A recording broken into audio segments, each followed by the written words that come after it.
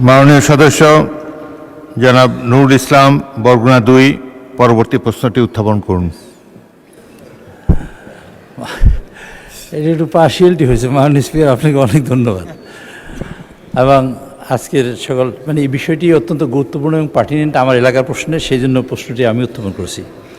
মাননীয় প্রধানমন্ত্রী অনুগ্রহ করিয়া বলিবেন কি, দেশের দক্ষিণাঞ্চলের উপকূলীয় এলাকায় ভৌগোলিক গুরুত্ব, জলবায়ু পরিবর্তনের ঝুঁকি, জলোচ্ছ্বাস, সাইক্লোন, প্রাকৃতিক দুর্যোগ এবং এই অঞ্চলের বিশাল জনগোষ্ঠীর অর্থনৈতিক মুক্তি এবং টেকসই উন্নয়নের নিশ্চিতকল্পে সরকার কর্তৃক পৃথক একটি উপকূলীয় বিষয়ক মন্ত্রণালয় গঠন করা হইবে কিনা, হইলে তাহা কবে নাগাদ বাস্তবায়ন করা হইবে?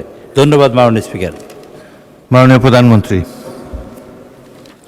ধন্যবাদ মাননীয় স্পিকার, ধন্যবাদ মাননীয় সংসদ সদস্য আপনার প্রশ্নের জন্য।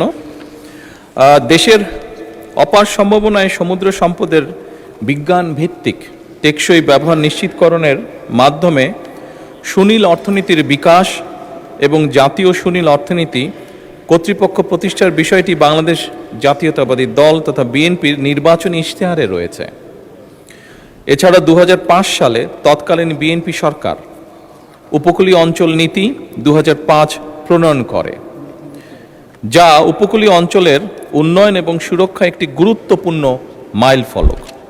বর্তমান সরকার এমএসপি বা সমুদ্র অঞ্চল পরিকল্পনা কার্যক্রম এবং এ থেকে দেশের সম্ভাব্য অর্জিতব্য বিষয়াদি বিবেচনার জন্য ইতিমধ্যেই পদক্ষেপ গ্রহণ করেছে।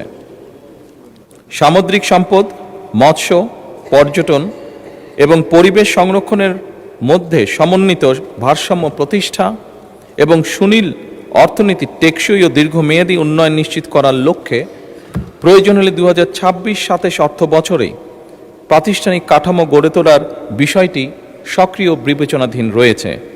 মাননীয় স্পিকার, ধন্যবাদ।